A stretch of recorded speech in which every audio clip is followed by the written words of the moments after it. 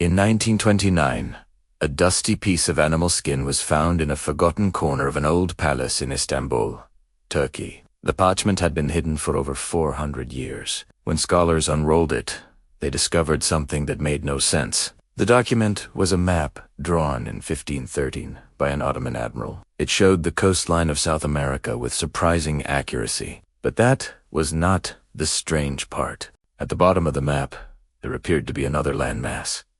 Some researchers believed it showed the frozen shores of Antarctica. This raised a troubling question. Antarctica was not officially discovered until 1820. That was more than 300 years after the map was made. How could a 16th century sailor draw a continent that no one in his time knew existed? This map was not alone. Hidden in libraries and museum archives around the world, there are other ancient charts that seem to defy explanation. They show geographic details that map makers of their era could not possibly have known. Mountains beneath the sea, coastlines buried under ice, lands that would not appear on official maps for centuries. These are not myths or legends. They are real documents that historians can touch and study today. And after decades of research, experts still cannot fully explain them. Long before satellites circled the Earth and computers could scan every inch of the planet, humans still tried to understand the shape of the world. They looked up at the stars to find their position. They listened to sailors who returned from distant voyages with stories of strange coastlines. They studied the writings of ancient scholars who had attempted to measure the size of the Earth using mathematics and shadows. Mapmaking in the ancient and medieval world was an extraordinary challenge. Cartographers had no way to see the land from above. They could not take photographs from airplanes or use radio signals to measure distances. Instead, they relied on estimates, observations, and the accounts of travelers. A mapmaker in the 15th century might spend years collecting information from merchants, explorers, and fishermen. He would piece together their descriptions, trying to form a picture of places he had never seen. The results were often impressive, but imperfect. Coastlines were stretched or compressed to fit the available space on parchment. Islands were placed in the wrong locations. Entire continents were drawn based on theory rather than observation. This was the reality of cartography before the modern age. Every map was a combination of knowledge, guesswork, and artistic interpretation. Maps also carried great importance beyond simple navigation. There were symbols of power and ambition. Kings and emperors used maps to claim territories they had never visited. Trading companies relied on charts to find routes to valuable goods. A good map could mean the difference between a successful voyage and a lost ship. For this reason, map makers were respected figures, and their work was often kept secret to protect national interests. Given these limitations, historians have a reasonable expectation of what ancient maps should look like. They expect to see errors. They expect to find blank spaces where knowledge ran out. They expect the unknown regions to be filled with imagination rather than fact. And in most cases, this is exactly what they find. But every so often, a map appears that does not fit this pattern. Over the past century, researchers have identified a small number of ancient charts that contain geographic information that seems impossible. These maps show coastlines with a level of accuracy that should not have been achievable at the time they were created. Some appear to depict lands that had not yet been discovered. Others reveal features that were hidden beneath ice or water and could only be confirmed using modern technology. The existence of these maps has sparked intense debate among historians, cartographers, and scientists. Some believe they are evidence that ancient civilizations possessed knowledge far beyond what we have given them credit for. Others argue that the apparent accuracy is an illusion, the result of coincidence or misinterpretation. A few have proposed more radical ideas, suggesting that lost cultures with advanced seafaring abilities may have explored the world long before recorded history. One of the most influential voices in this debate was Charles Hapgood, an American professor who studied these mysterious maps in the mid-20th century. In 1966, he published a book called Maps of the Ancient Sea Kings, in which he argued that certain medieval and Renaissance charts were based on much older source maps. These source maps, he believed, came from an unknown civilization that had mapped the Earth thousands of years ago. His work attracted serious attention, including from the famous physicist Albert Einstein, who wrote a foreword supporting Hapgood's research. Not everyone accepted Hapgood's conclusions. Many scholars dismissed his ideas as speculation. Yet even his critics had to admit that the maps he studied contained puzzling features that were not easy to explain. Among all the mysterious charts that have been examined, 3 stand out for the questions they raise. The first is the Piri Reis map, drawn in 1513 by an Ottoman admiral. It appears to show coastlines that would not be officially charted for centuries. The second is the Boichet map, created in 1737 by a French royal geographer. It depicts the Antarctic region in a way that Macha's discoveries made only in the 20th century.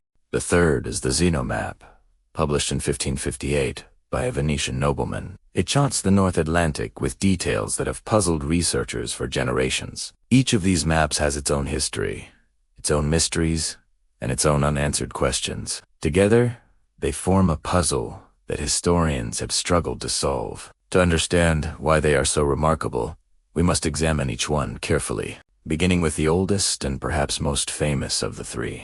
The story of the Piri Reis map begins in the early 16th century, during a time when the Ottoman Empire was one of the most powerful forces on earth. The Ottomans controlled vast territories, stretching from southeastern Europe to North Africa and the Middle East.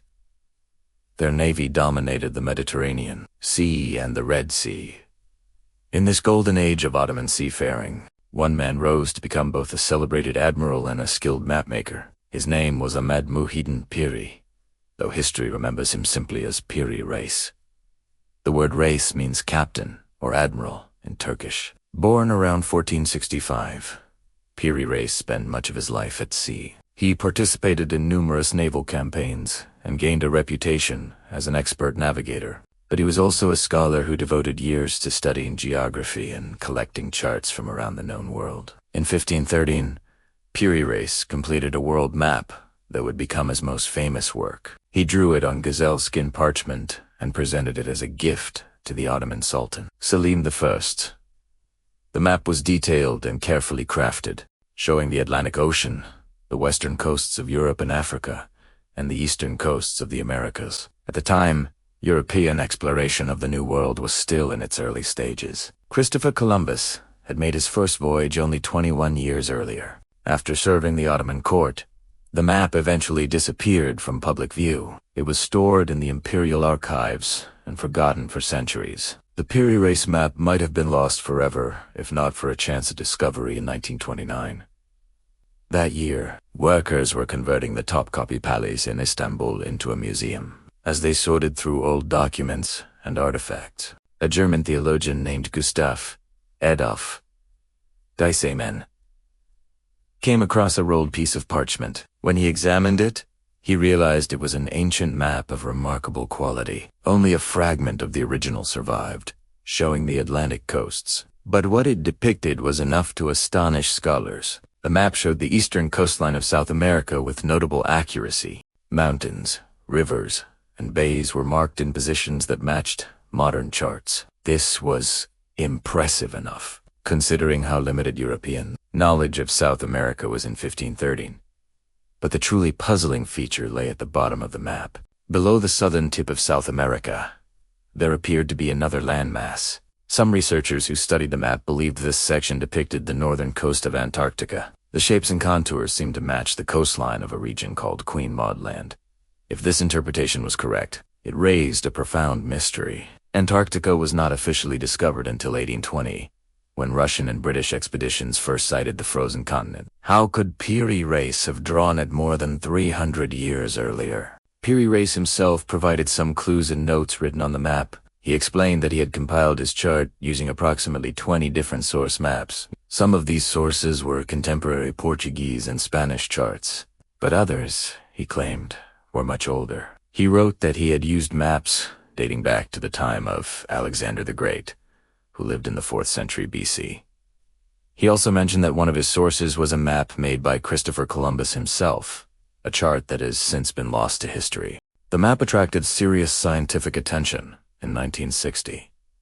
A United States Air Force officer named Harold O. Meyer was asked to examine the Piri Reis map as part of a study on ancient cartography. After careful analysis, Meyer concluded that the lower portion of the map appeared to show the Antarctic coast as it would look without its ice covering. He suggested that whoever originally created the source maps must have surveyed the region before the ice sheets formed. This would mean the original surveys took place thousands of years ago. This claim sparked decades of debate that continues to this day. Some scientists accepted the possibility that the map preserved ancient knowledge. Others argued that the supposed Antarctic coastline was simply a distorted extension of South America, a common feature on maps of that era when cartographers had to guess about unknown regions. Over 200 years after Piri Reis completed his chart, another map emerged that would raise similar questions. This one came from France, created by one of the most respected geographers of his time. Philippe Boucher was born in Paris in 1700. He became a member of the French Academy of Sciences and served as the royal geographer to King Louis XV. Boucher was known for his innovative approach to map-making. He pioneered the use of contour lines to show underwater features and mountain ranges. His work was considered highly scientific for the 18th century. In 1737, Boucher published a map of the southern polar region. At this time, no European had ever seen Antarctica. The frozen continent lay hidden beyond the stormy southern oceans, completely unknown to the outside world. Many geographers theorized that a great southern landmass existed to balance the continents of the northern hemisphere. They call this hypothetical land Terra Australis, Latin for southern land, but no one had any real evidence of what it looked like.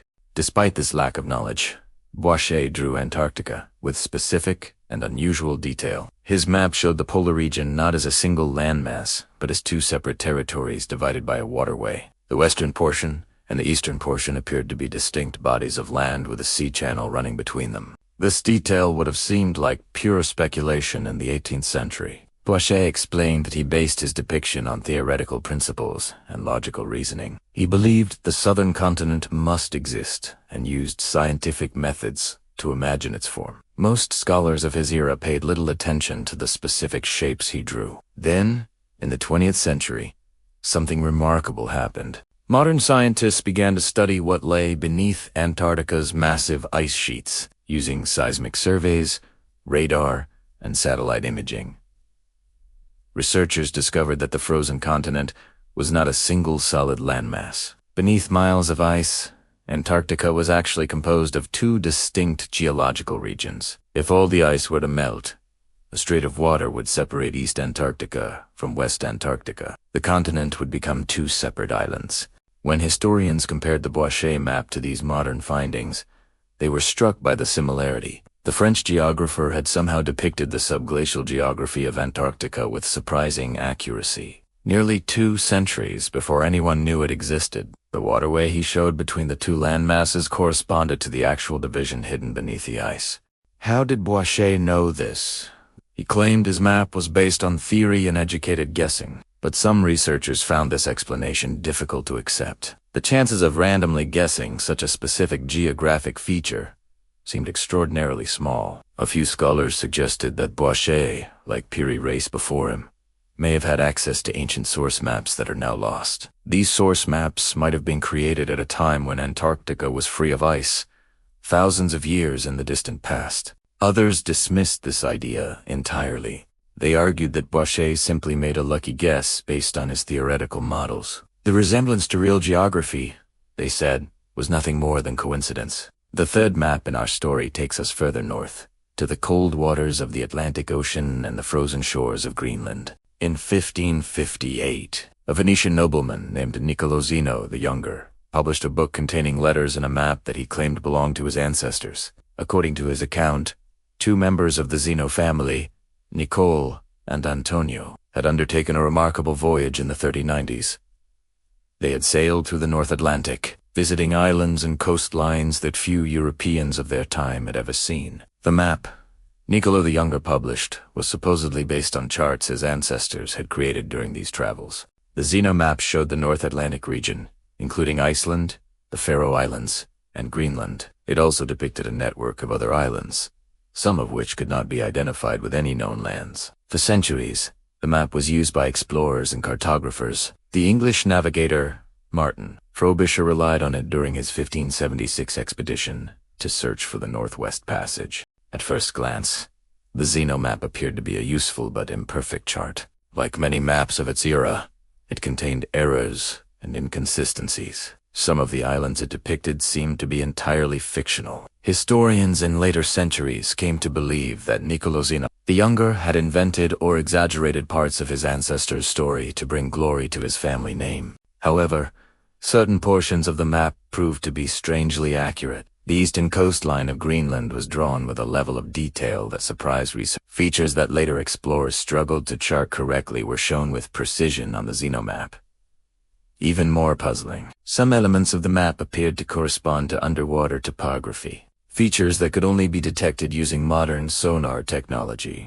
In the 20th century, researchers noticed that certain islands shown on the Zeno map matched the locations of underwater banks and sea. These are elevated areas of the ocean floor that do not reach the surface today, but may have been islands thousands of years ago, when sea levels were lower. If this interpretation is correct, the Zeno map might preserve geographic information from a much earlier period of history. The question remains deeply contested. Many historians believe the Zeno map is largely a fabrication, created by Niccolò the Younger to enhance his family's reputation. The accurate portions, they argue, were copied from other maps available at the time. Yet this explanation does not fully account for the details that matched features unknown in the 16th century. Whether the Zeno family truly possessed ancient charts or simply made fortunate guesses remains uncertain. Like the Piri race map and the Boischet map, the Zeno map sits at the boundary between established history and unexplained mystery. Each of these three documents challenges our understanding of what ancient and medieval people knew about the world. Together,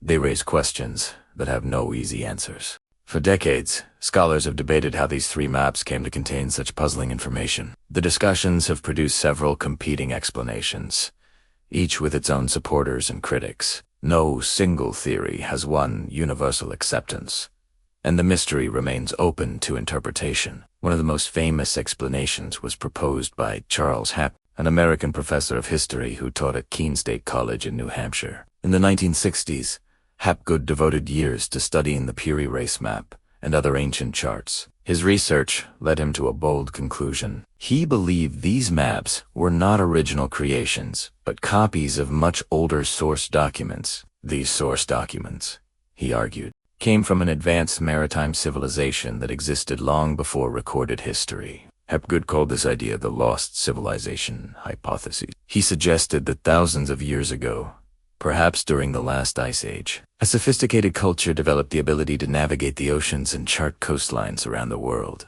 This civilization mapped lands that were later covered by ice or flooded by rising seas. Their maps were preserved and copied by later cultures, including the ancient Egyptians, Phoenicians, and Greeks. Eventually, fragments of this knowledge reached medieval and Renaissance mapmakers, who incorporated them into their own charts without understanding their true origins. Hapgood's theory attracted serious attention when Albert Einstein read an early draft of his book. The famous physicist found the argument intriguing and wrote a foreword supporting further investigation. Einstein noted that while the theory was unproven, it deserved open-minded consideration. However, most mainstream historians and archaeologists rejected Hapgood's conclusions. They pointed out that no physical evidence exists for such an ancient civilization. No ruins, no tools, no written records have been found to support the idea of a prehistoric culture capable of global exploration. Critics argued that Hapgood had built an elaborate theory on a foundation of speculation.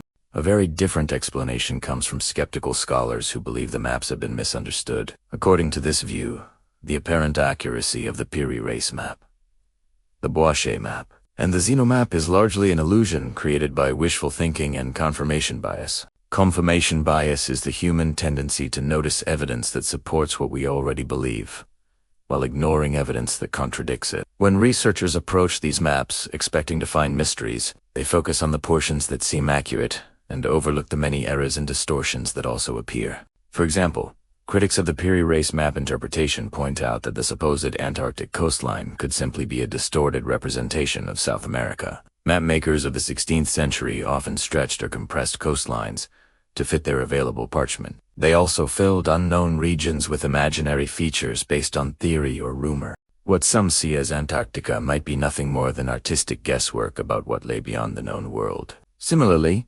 skeptics argued that the Boischet map's depiction of a divided Antarctica was based on the common belief in Terra Australis, Boucher was a theoretical geographer who often drew lands based on logic rather than observation. His two-part Antarctic landmass may have been a fortunate guess rather than evidence of ancient knowledge. The Zeno map, according to this view, is at least partially a forgery. Niccolo Zeno the Younger may have created fictional elements to glorify his family history. The accurate portions could have been copied from existing charts available in 16th century Venice. A third theory takes a middle ground between the lost civilization hypothesis and complete skepticism. Some researchers suggest that ancient seafaring cultures traveled much farther than mainstream history acknowledges. The Phoenicians, Greeks, Egyptians, and later the Arabs and Vikings were all skilled mariners. They may have undertaken voyages that were never recorded in surviving documents. According to this view,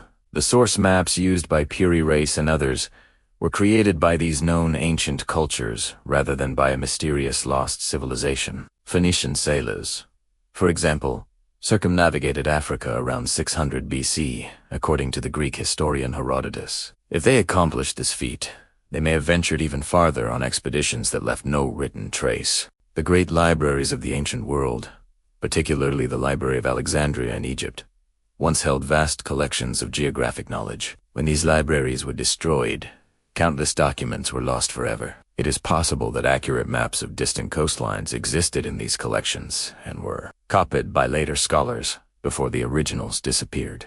This theory does not require believing in an unknown prehistoric civilization. It simply proposes that ancient peoples were more capable and adventurous than we usually give them credit for. Their geographic knowledge was passed down through generations, sometimes surviving only as fragments incorporated into later maps. Finally, some scholars propose the simplest explanation of all. They suggest that the accurate elements of these maps are the result of pure coincidence. Medieval and Renaissance geographers often made educated guesses about unknown lands. Most of these guesses were wrong, but occasionally, by chance, some guesses proved to be surprisingly close to reality. According to this view, we remember the few maps that happened to be accurate, while forgetting the thousands that were completely wrong. This selective memory creates the false impression that ancient mapmakers possessed special knowledge. In truth, they were simply making predictions, and some predictions turned out to be lucky. This explanation has the advantage of not requiring any extraordinary claims about lost civilizations or hidden voids. It relies only on probability and the human tendency to find meaning in random patterns. Yet for many researchers, coincidence alone seems insufficient to explain the specific details found in these maps. The debate continues without resolution. Each theory has its strengths and weaknesses. None can be definitively proven or disproven with the evidence currently available. Perhaps future discoveries will provide clarity. Until then, the maps remain open to interpretation. Beyond the debates and theories, these three maps invite us to pause and consider something deeper. They remind us of how much we do not know about our own past. They challenge the confidence with which we sometimes speak about history, as if every important event has been recorded and every great achievement has been remembered. The truth is that human history is full of gaps. Entire civilizations have risen and fallen, leaving behind only fragments of pottery or faded inscriptions. Languages have been spoken by millions of people and then vanished completely. Ships have sailed across vast oceans and never returned, their stories dying with their crews. We know only what has survived the passage of time, and survival is often a matter of chance. When we look at maps like the Piri Reis chart or the Boucher depiction of Antarctica, we are confronted with the possibility that important knowledge has been lost. Somewhere in the distant past, someone may have stood on a frozen shore and carefully recorded what they saw. Their observations may have been copied and recopied over centuries, passing through hands we will never know, until a fragment reached a 16th century admiral or an 18th century geographer, and then the original was gone forever, leaving only echoes in later works. This possibility should humble us. We often assume that progress moves in a straight line, with each generation knowing more than the one before. But history does not always work this way. Knowledge can be gained and then lost. Skills can be mastered and then forgotten. The Great Library of Alexandria once held hundreds of thousands of scrolls containing the wisdom of the ancient world. When it was destroyed, much of that wisdom disappeared. We will never know what was written on those scrolls, or what secrets they contained. Yet there is also something beautiful in these mysteries. The maps connect us to the nameless sailors and scholars who created them. We do not know their faces or their names. We do not know what languages they spoke or what gods they worshipped, but we can see the lines they drew and the coastlines they charted. Their work has survived across centuries, reaching us like a message in a bottle from a distant shore. Every line on these ancient charts was drawn by a human hand. Someone held a pen or a brush and carefully marked the curve of a bay or the position of an island. They worked by candlelight or by the glow of an oil lamp, squinting at worn source documents and listening to the tales of old sailors. They did not have satellites or computers or digital imaging. They had only their eyes, their hands, and their determination to understand the shape of the world. There is courage in that effort. To set out across an unknown ocean in a wooden ship, armed only with the stars and a rough chart, required extraordinary bravery. To attempt to draw the entire world on a piece of animal skin, knowing that one mistake could send future sailors to their deaths, required extraordinary care. These mapmakers were engaged in one of humanity's oldest and noblest pursuits, the quest to understand our place in the universe. Holding one of these maps today, we touch something that connects us to that ancient quest. The parchment may be fragile and faded, but it carries the fingerprints of the past. It reminds us that we are part of a long chain of curious minds stretching back through the centuries. The questions we ask today about the world and our place in it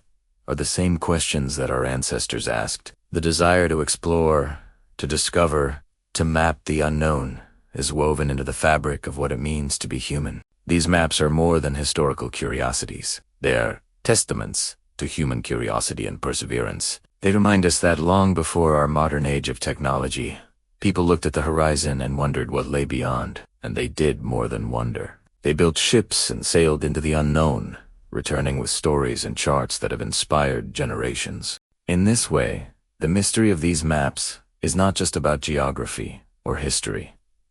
It is about who we are as a species. It is about our endless drive to understand, to explore, and to leave some record of what we have learned. Even if we never solve the puzzle of how these maps came to exist, they will continue to inspire wonder and reflection. And so we are left with 3 ancient maps and a collection of questions that may never be fully answered. The Piri Reis map, drawn in 1513 by an Ottoman admiral, appears to show coastlines that would not be officially discovered for centuries. The admiral himself claimed to have used source charts dating back to the time of Alexander the Great.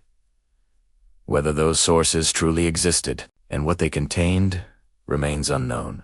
The Boichet map, created in 1737 by a French royal geographer, depicts Antarctica as 2 separate landmasses divided by water. This geographic detail was confirmed by modern science only in the 20th century, using technology that Philippe Boichet could never have imagined.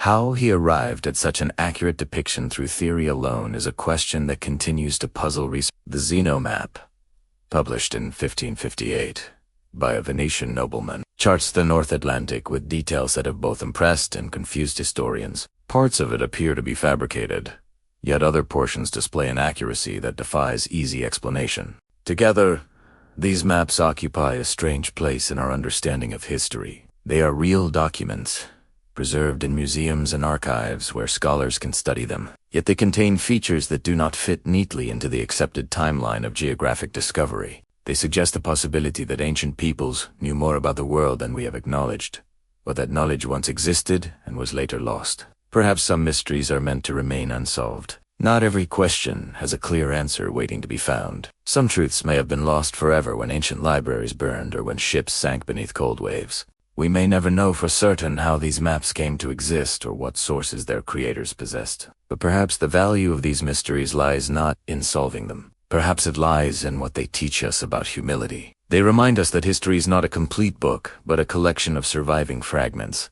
They show us that our ancestors were curious and capable, venturing into the unknown long before our modern age. And they invite us to remain open to the possibility that the past still holds secrets we have yet to uncover. The mapmakers who drew these charts are long gone. Their names are mostly forgotten, their lives reduced to a few scattered records. But their work endures, speaking to us across the centuries. As long as maps like these exist, and as long as human beings remain curious about the past, The search for answers will continue. Some will look at these maps and see evidence of lost civilizations. Others will see coincidence and misinterpretation. And still others will simply see the timeless human desire to understand the world.